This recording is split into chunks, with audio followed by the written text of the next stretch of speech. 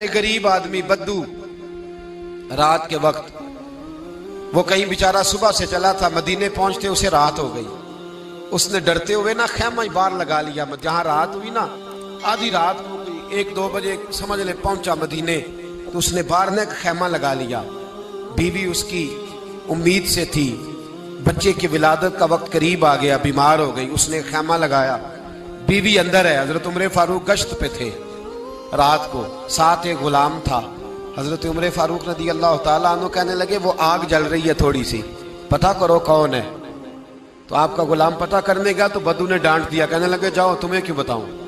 हजरत उमर खुद गए, कहने लगे मुसाफिर भाई बता तो सही। कहने लगा जी छोड़े, मैं आपको क्यों बताऊं, मैं कौन हूं, कैसे आया हूं। फरमाया खैमे के अंदर से कराहने की आवाज आती, कोई दर्द से चीख रहा है, बता हमें बात क्या है। कहने लगा जी मैं फलां बस्ती फलां इलाके का एक गरीब हूँ, अमीरुल मोमिनीन उमर फारूक से मिलने आया हूँ और रात हो गई है तो यहाँ खैमा लगाया है, सुबह मैं उनसे मिल के चला जाऊंगा। तो रात को तकलीफ देना पसंद नहीं किया, तो मेरी बीवी उम्मीद से थी, अब बच्चे की विलादत का वक्त करीब है, पास कोई नहीं। हजरत उमर कहने लगे तू ठहर, मैं अभी आया। चेहरे पे नकाब, उसे बताया नहीं मैं ही अमीरुल मोमिनीन। उमर दौड़े गए, अपनी जौजा से कहने लगे अगर तुझे बहुत बड़ा अजर मिल रहा हो तो हासिल करेगी। क्या करूंगी। तो कहने लगे चल फिर मेरे साथ, बहुत बड़ा अजर है। एक दोस्त के यहाँ विलादत का वक्त है, जरूरत की चीजें साथ ले लो। उस औरत ने थोड़े दाने ले लिए, घी ले लिया। हजरत उमर से कहने लगी लकड़ियां इकट्ठी कर ले।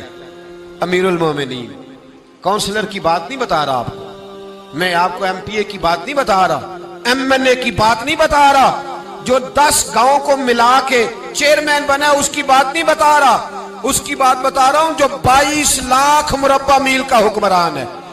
उसकी बात बता रहा हूं जो गली से गुजरे तो शैतान रास्ता ही बदल जाता है।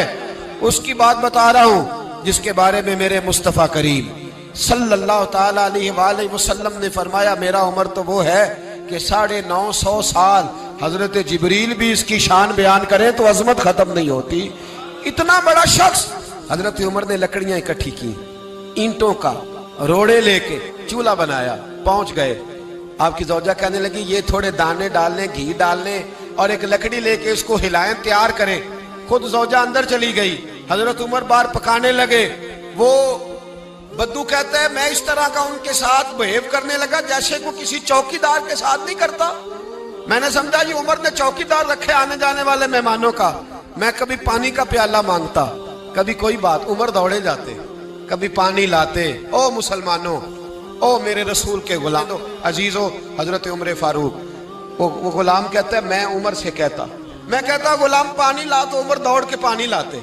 मैं कहता तुझे घी पकाना भी आता है, पहले भी कभी पकाया है? तो उमर फरमाते कोशिश तो कर रहा हूं। मैं कहता पहले भी कभी तेरी बीवी ने ये काम किया है? तो हजरत उमर कहने लगे मुझे याद नहीं, पूछ के बताऊंगा। कहते हैं क्या रंग था, क्या अंदाज था, क्या मुस्तफा की तरबियत थी, क्या अंदाज हुजूर ने सिखाए गुलामों को। ये किस तरह का अमीर है कि ये हंडिया पका रहा है, फूंके मार रहा है एक गरीब के लिए, देहाती के लिए जिसे जानते भी नहीं। अंदर उस शख्स की बीवी के यहाँ बेटा पैदा हुआ तो हजरत उमर की बीवी अंदर से बोल के कहने लगी अमीरुल मोमिनीन मुबारक हो, आपके दोस्त के यहाँ बेटा पैदा हुआ है। जब कहा ना अमीरुल मोमिनीन मुबारक हो, तो वो शख्स कहता है मेरे हाथ कांपने लगे और मैं इस तरह दौड़ा कि मेरी पगड़ी गिर गई। मैं दौड़ा तो उमर ने बुलाया, कहा किधर जाते हो? कहने लगा आप अमीरुल मोमिनीन है, आप अमीरुल मोमिनीन, आप उमर हैं।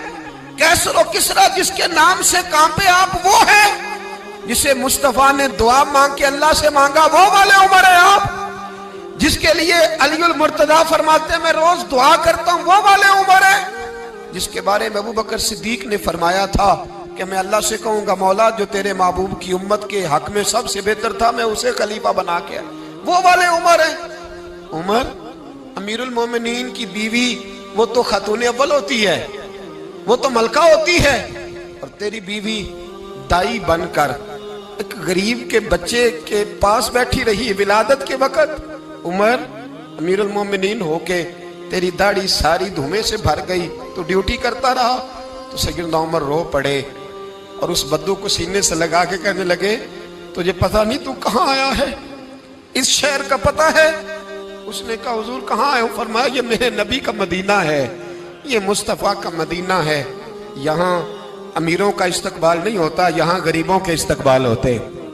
यहाँ हुजूर ने इस स्टेट पे मेरे रसूल पाक ने वो वाला रंग दिया है कि अब गरीब सर उठा के जीने लगे हैं, अब मजदूरों को इज्जतें मिलने लगी हैं, अब यतीमों ने सर उठा लिया है कि हमारा कोई सुनने वाला